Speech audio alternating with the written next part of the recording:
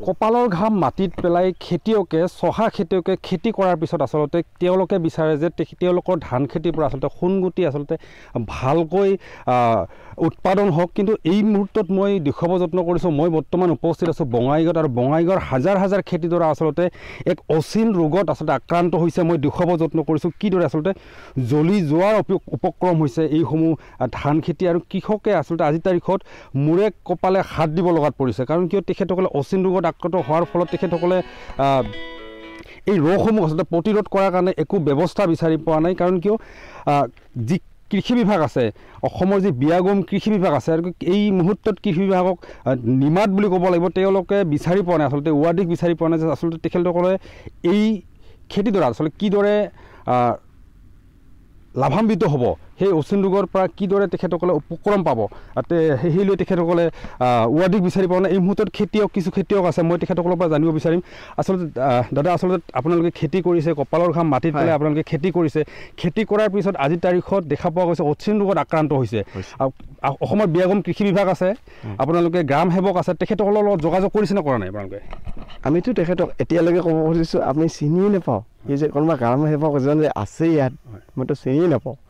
মইতো এজন শিল্পী মানুহ, মই শিল্পী মানুহজন এতিয়া খেতি কৰিব লৈছোঁ।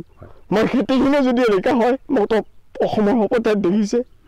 মই এজন শিল্পী হয়, মোৰ নাম দমন নাথ, মই এজন শব্দৰ শিল্পী হয়, পোহৰৰ শিল্পী হয়। মই সেইটো এৰি মই যে কি ক'ব ধৰিছোঁ, মোৰ কি নহয়নে যদি এতিয়া কোৱা হয়, মই কি কৰি খাম, কোনে খুৱাবি মোক? খুবেই আৱেগিক হৈ পৰিছে। তেখেত আচলতে শব্দশিল্পী আছিলে, তেখেতে বিভিন্ন নাটকৰ লগত জড়িত হৈ আছিলে, নাটকৰ লগত শব্দৰ লগত জড়িত হৈছে, শব্দশিল্পী আছিলে। তাৰপিছতো তেখেতে যিহেতু কৰোণা মহামাৰীৰ অতিমাৰীৰ ব্যাপক প্ৰভাৱত আচলতে শিল্পীৰ যি লাইন আচলতে সেই লাইনটো একেবাৰে বন্ধ হৈ গৈছে। বন্ধ হোৱাৰ পিছত তেখেতসকলে খেতিত নামি পৰিছে। আৰু এই মুহূৰ্তে আৰু এগৰাকী খেতিয়ক আছে। দাদা, কি ক'ব, আপোনালোকৰ খেতিত অচিন ৰোগে আক্ৰান্ত হৈছে, আপোনালোকে কৃষি বিভাগ আছে, কৃষি বিভাগৰ লগত যোগাযোগ কৰিছে নে কৰা নাই? গ্ৰাম সেৱক আপোনালোকৰ ইয়াত আহি উপস্থিত হৈছে নে হোৱা নাই? ইতিমধ্যে মই বহুত বাৰ কৃষি বিভাগৰ লগত যোগাযোগ কৰিছিলোঁ, কিন্তু কৃষি বিভাগৰ যিবিলাক থাকে দায়িত্বৰত ব্যক্তি থাকে, সিহঁতে হয়তো নাহে, কাগজে কলমে সিহঁতে কয় বোলে এনেকৈ কৰি ফোনত কয়, ফোনৰ লগতহে যোগাযোগ কৰে, কিন্তু পথাৰত নাহে। আৰু লগতে আমাৰ যিমান বাৰু আছে খেতিয়ক প্ৰত্যেকে মানে হৈছে, খালি আমি 2-4জনে কোৱা কথা নহয়। আপোনালোকে যদি দেখা পায় ফুৰিব পাৰিব, আৰু ডিষ্ট্ৰিক্টৰ পৰা আমাৰ যিবিলাক কৃষি বিভাগৰ মানুহ আছে সিহঁতে আহি চালে গম পাব আমি কথাটো কিমান থৈ হেৰি কৰিছোঁ। আমি বহুত মাটিত আমি বহুত সাৰ প্ৰয়োগ কৰিব লাগিছিল, হয়তো সাৰ আমি বিচাৰি পোৱা নাই, দোকানতো পোৱা নাই। মোটামুটি আমাৰ কৃষি জ্বলি গৈছে, এতিয়া আমাক কিবা এটা এৰি দিব লাগে। আৰু বিয়াগম বিভাগ কৃষি বিভাগৰ উন্নতিৰ কাৰণে আচলতে আমাৰ মন্ত্ৰী অতুল বৰাই বিভিন্ন সময়ত বিভিন্ন কথা কয় যে অসমৰ খেতি পথাৰত উন্নতি সাধন কৰিব লাগে, বিভিন্ন প্ৰকল্প নিৰ্মাণ কৰিব লাগে। তাৰ পৰিৱৰ্তে কিন্তু দেখা পোৱা গৈছে আজি আপোনালোকৰ যি খেতি পথাৰ আছে, খেতি পথাৰসমূহ একেবাৰে ধ্বংসৰ গৰাহত যাব। কি ক'ব এই বিভাগটোৰ বিষয়ে, কি ক'ব আপুনি? এই ক্ষেত্ৰত মই ক'ব বিচাৰিছোঁ যে চাওক, আমাৰ বহু হাজাৰ হেক্টৰ বিঘা ইয়াতে আমাৰ খেতি পথাৰ আছে।